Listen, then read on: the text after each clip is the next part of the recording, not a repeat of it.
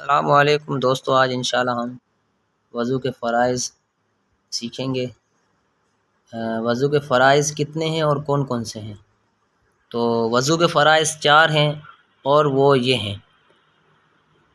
پہلا یہ ہے کہ چہرہ دھونا، دوسرا کونیوں سمیت دونوں ہاتھ دھونا، تیسرا چوتھائی سر کا مسح کرنا، چوتھا ٹخنوں سمیت دونوں پاؤں دھونا۔